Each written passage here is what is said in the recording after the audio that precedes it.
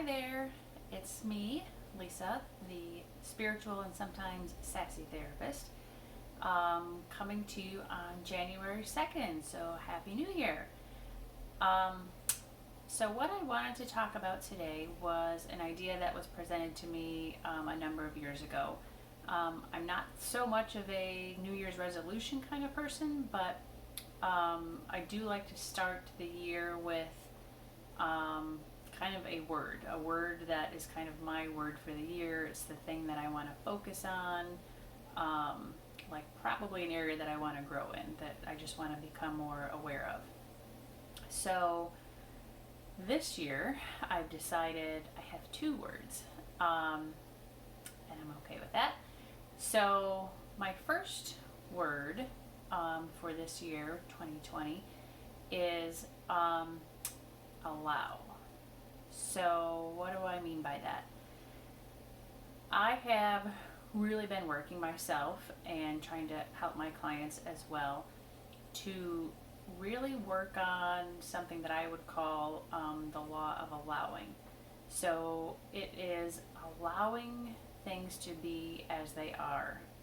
Um, and when I say this, I don't mean in a sense of like complacency, but rather allowing other people to be who they are and recognizing that I can't change them. It is not my responsibility to change them, even as a psychotherapist. It's my job to be sort of a catalyst and to invite others with opportunities to grow and change, but ultimately, it's not up to me. So it's one of those things that I've always known in my head, right? So it's part of our early training. But sometimes our head knows one thing and our heart, our gut, says something different. And usually the stuff that's in our gut is usually coming from our childhood crap, basically.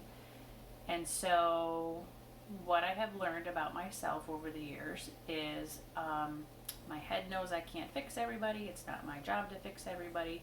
My childhood gut stuff, my inner child stuff, says this is how I get love and attention from others and how I feel like I'm good enough is when I help other people. So, helping other people is not a bad thing in and of itself, but we have to release responsibility for other people's paths back to them. Um, and it's something, honestly, that I struggle with from time to time, both with my clients and, even with my other relationships, family, friends, where my heart is coming from a good place and I want to help them, but I can allow my mind to get a little bit too overworked in trying to help fix things for them. So, on this on all these videos, I really want to incorporate things that would come up in psychotherapy, but taking it to a spiritual perspective. So, the way that I've come to recognize that this is one of my words for 2020 is I noticed in the last couple of days that as I was, driving around town, I kept seeing other cars like in front of me that had one of their brake lights would be out.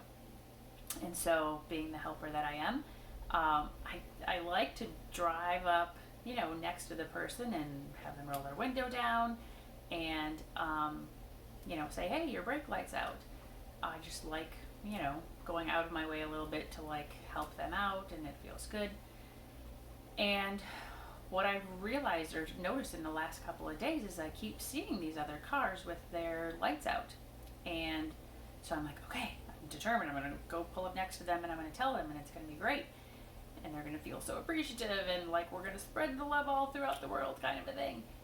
And what happens is I can't ever really get up next to these other cars. They end up turning a different way or they're in a different lane and they're too far, in front of me or too far behind me, whatever happens. And I'm always kind of like, oh, darn it, like I missed a chance. And it kept happening so often in the last couple of days that to me, this is sometimes how the universe will show us things or bring us messages or just help us see things that we need to see.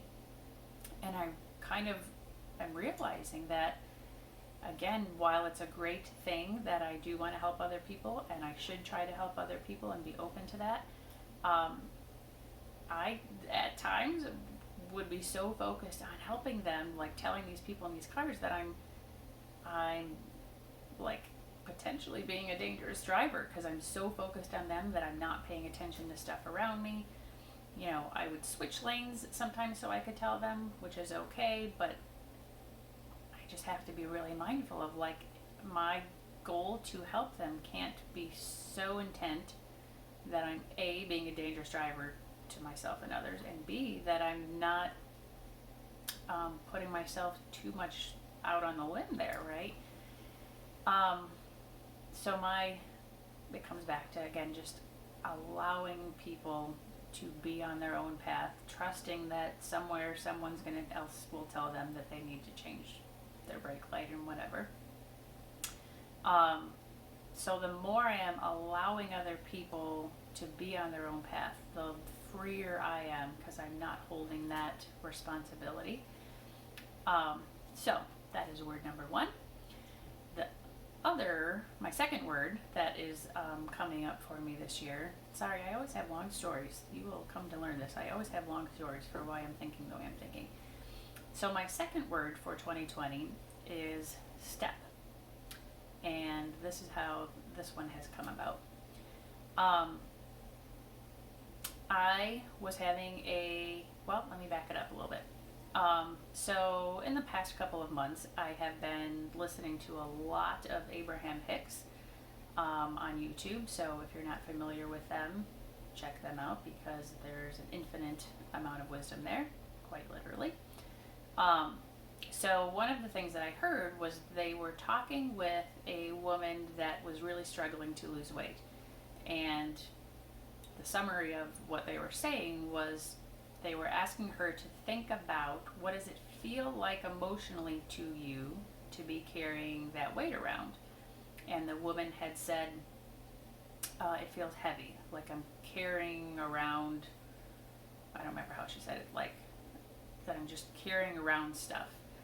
And so they basically had her stop and think about, okay, if you think about the rest of your life, who else's stuff are you carrying around with you? And so it kind of led to this aha moment, and she gained some clarity. So in trying to apply that principle to myself and thinking about, okay, so I have a little bit of extra weight that I would rather not to be carrying. So what does it feel like to you to be carrying the extra weight around? So my answer was very different than hers, but it's what felt true to me. It's what kind of popped right in my mind. And my answer was, it feels unfair. It feels like I'm fairly responsible with what I eat and exercise, and it just feels unfair that I don't understand why, the things don't work out for me, is basically the feeling. I don't, that's not a specific emotion word, but that's sort of where it's coming from. So fast forward to yesterday when I was having a conversation with one of my best friends, and she is just a very wise, beautiful soul, and I hope you all have somebody like this in your life that you can have a conversation with them that's like totally safe, and you can be vulnerable, and they will help you without being pushy in any way. They will help you just see and gain clarity. And so I was having one of those conversations, and I was complaining about somebody else that I know that is really just stuck in a very victim-y pattern, and has been, and it's showing up in her body in a lot of different ways, and her attitude. And so I was complaining to my friend about that. Then I'm talking about, this weight stuff, and she said, oh, isn't it awesome that the universe is showing you this example of this other person that's kind of an extreme example, because it ties right back into what you're saying about your weight. And because historically, I can would have been sort of a victim-y person, where I would think that the world isn't working out for me, but I also would very much be waiting for the world to happen to me and bless me in awesome ways, but not really going out and taking steps and being assertive and then having the universe back me up, right? I'm kind of just sitting there saying, woe is me. And so she said that, and I was like, oh my gosh, you are so absolutely right. That not just with, my weight, which I am taking steps on in the last month, which is awesome, but in other areas of my life, like the things that feel like, the world isn't working out for me, like how come everyone else gets this, and this, and I don't? Oh, because you're not taking steps to kind of make that happen. So I'm going to work every day, I'm being responsible in that way, but I'm not doing a lot of the things that would expand me. And so, again, it actually kind of comes back to these videos. These videos are expanding me. Whether I do anything with them or not, whether anything happens with them or not, it's expanding me because it's pushing me out of my comfort zone, helping me to, do something new, to be broader, to not sit back and wait for Oprah to call me out of the blue and say, hey, Lisa, come be on my show, right? I have to be out there. I have to take a step in some direction so that there's some movement somewhere. That way the universe can come in and like work some stuff out maybe, but it's not going to come if I'm just kind of stuck in a rut. So those are my 2 words for 2020 that are my focus. Again, sorry that there's long stories always attached to my stuff, but I invite each of you to think about, no matter what day it is that you happen to be watching this, that you think about, what word do I want to be for this coming year, the rest of the year? What word do I want to focus on? And let that word be your intent, so it kind of comes back to you again and again and again, so you can kind of check in. Oh, am I doing a good job at allowing? Oh, am I doing a good job at like taking a step towards expansion? So, and of course that's in whatever way fits your word. So I invite you to do that, and many blessings in the coming year.